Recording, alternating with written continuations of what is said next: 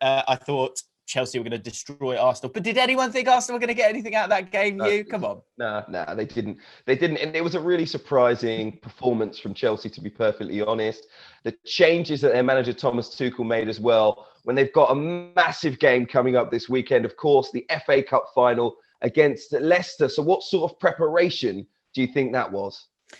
Well, I think first thing I would say is that robbed is a strong word, and I've got to stop using strong words. but they dominated that game. The goal was, a bit of a freak goal, and they hit the bar a couple of times. I think the most concerning thing for me in terms of watching Chelsea going into this huge FA Cup final, and actually just a huge double header now because the top four has just been bust wide open, is that they're not taking their chances. They had so much domination of the ball, and Arsenal really overall were quite comfortable. I thought the one thing you've got to say for Arsenal is that their defensive shape suggested that they are still playing for the manager, I think. What do you think?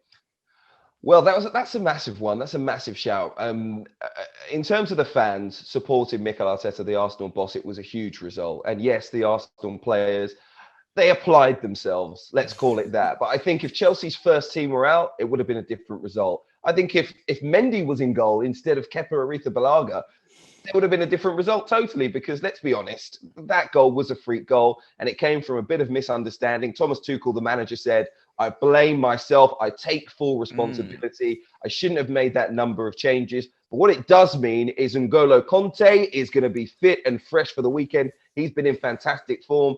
Timo Werner's been pretty important to Chelsea. We've spoken about him before. He got a rest as well. Yes, they dropped a massive 3 points in terms of the Premier League race, but it means that going into the weekend, they can probably have their full strength team fit and firing. Cesar Azpilicueta came off early in the game as well, a little bit earlier on than we'd expect. He usually plays the full 90 minutes, of course.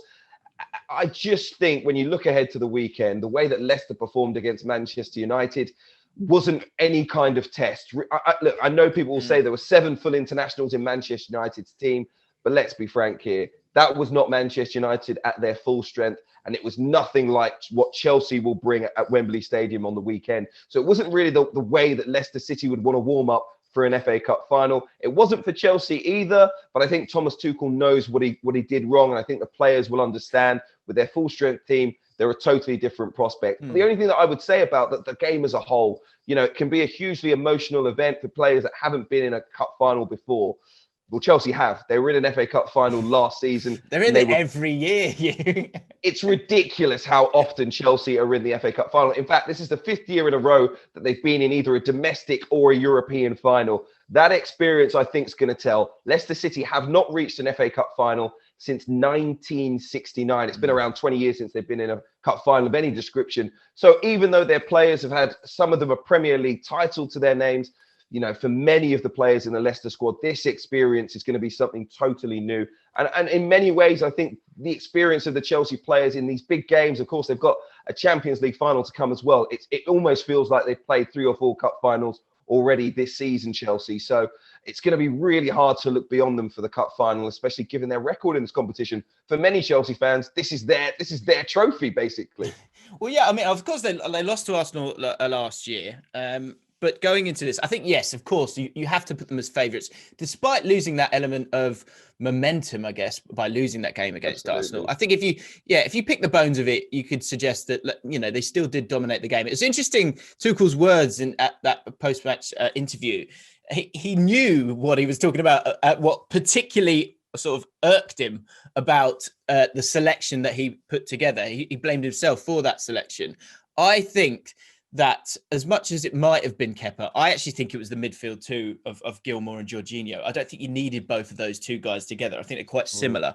So I think he will bring in Kante for this game, and I think that will turn them into a very different animal, because you can then allow Jorginho to be at the base of that team, and then you've got more players moving forward. You talk about experience there. I think it's an interesting point when it comes to Leicester as well, because yes, it is a young team, but there is that one man who, of course, missed that game against Manchester United, was injured in the warm-up. Johnny Evans is going to be crucial in this game.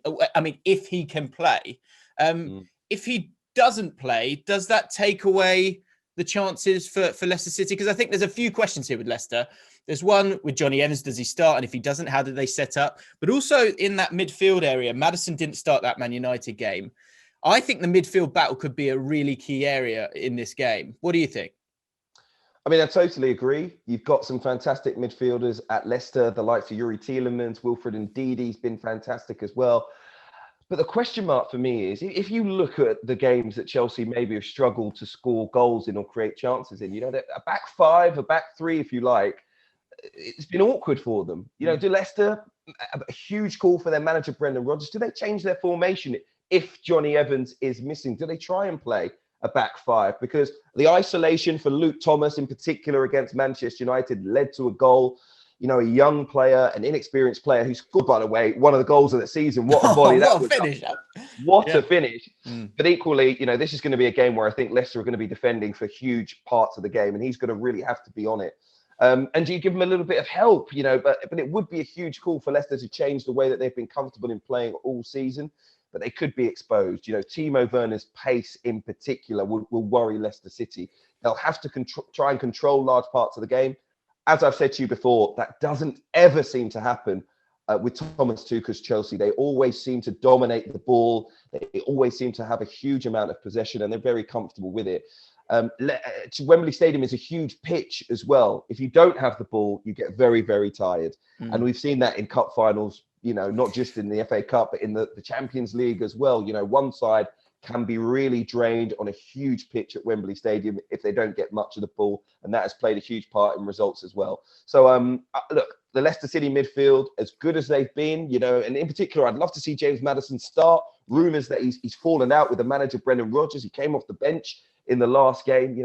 He's the sort of player who could really, in a cup final on a stage like that, he's almost the man, the personality, the character, the ego to go and try and stranglehold win an FA Cup final when you're underdogs. Do you rely on someone like James Maddison, who's been so great over the last couple of seasons, and bring him in, even if he hasn't been of great form of late? For me, some massive calls for Brendan Rodgers to make Kelechi Iheanacho in great goal-scoring form. Yeah. Doesn't do a lot defensively. You're not going to have much possession. So what do you do with him as well? There's some massive calls for Leicester City. And I think the comfort level of Chelsea under Thomas Tuchel right now means this is theirs to lose. And I said that about the Arsenal game. So I'm scared to predict here. I am scared to predict. Let's get to that point of it then. I think that big pitch, I think it's going to be interesting because you cannot not play Iheanacho. He scored more goals in the FA Cup than any other player this season. He's on absolute fire. If you look at his XG is 7 goals. He scored 11 this season. Jamie Vardy, his XG is 17. He's only scored 13, and 6 of those have been penalties as well. So you kind of need to play both of them. I'm a romantic, and there's something about Jamie Vardy in this game that I just wonder. It would be the bravest of brave decisions to not play Iheanacho in this game. But I do wonder if you were able to play Vardy in a more central position, you'd be able to soak up pressure a little bit better, and you'd also be better on the counter-attack. He's often having to drift out to the side a lot of the time to start those runs, which again, I understand, and I think that could work for them. But if you want that extra body and maybe that little bit more control, then there could be a big call for Brendan Rodgers, who will no doubt have a very specific plan for this game, regardless if Johnny Evans plays or not. My prediction, my heart says Leicester City to get that first FA Cup since 1960. To get their first FA Cup, full stop. My head says 2-1 to Chelsea, Vardy to score, and both teams obviously to score in this game. I think that's what's going to happen for me. I think Vardy will get one, but I think he'll still get his heart broken, unfortunately. Thanks so much for watching ESPN on YouTube. And for more sports highlights and analysis, be sure to download the ESPN app. And for premium content and live streaming, subscribe to ESPN Plus.